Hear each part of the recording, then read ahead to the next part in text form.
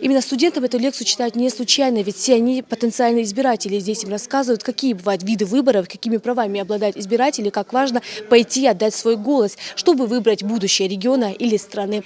Словом, те стороны избирательного права, которые должен знать каждый гражданин страны. Будущие экономисты и юристы, сидящие в этом зале, уже в следующем году на предстоящих выборах президента страны отдадут свои голоса. Председатель избирательной комиссии поясняет, сколько в Ингушетии функционирует политических партий, объясняет само понятие избирательный округ и как именно формируются территориальные комиссии. По вопросу окружных комиссий.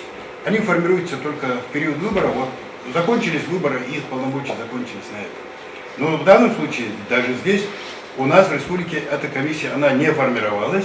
Еще несколько лет назад студенты проходили избирательное право как индивидуальный предмет. Однако в последние годы такая дисциплина вошла в раздел Конституционного права России. Конечно, в университете им объясняют основные принципы избирательного права, но возможность задать вопрос председателю регионального избиркома никто не собирается упускать. Депутаты избирают новую республику.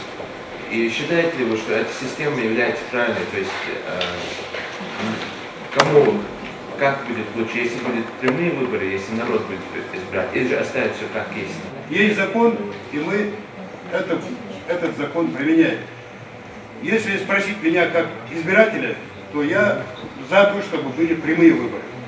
Я считаю, что прямые выборы они лучше. Но есть законодательная норма. Лекция проходит по инициативе молодежной избирательной комиссии, чтобы молодежь знала, как важно воспользоваться своим правом голоса на выборах.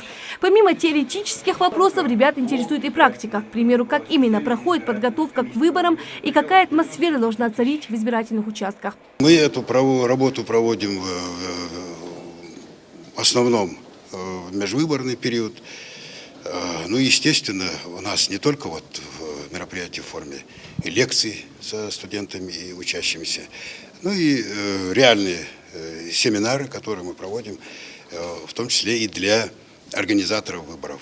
Сегодня я получил исчерпывающие ответы на все волнующие меня вопросы, и эти лекции, я считаю, что они полезны, и хотелось бы, чтобы они проводились чаще. Я считаю, что это очень необходимо для студентов, поскольку они будут знать свои права, почему нужно присутствовать на выборах, и каждый сможет реализовать свое право.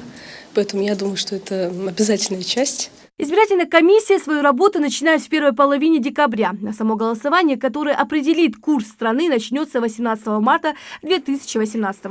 Рина Цичуева, Магомед Дидиков, Новости 24.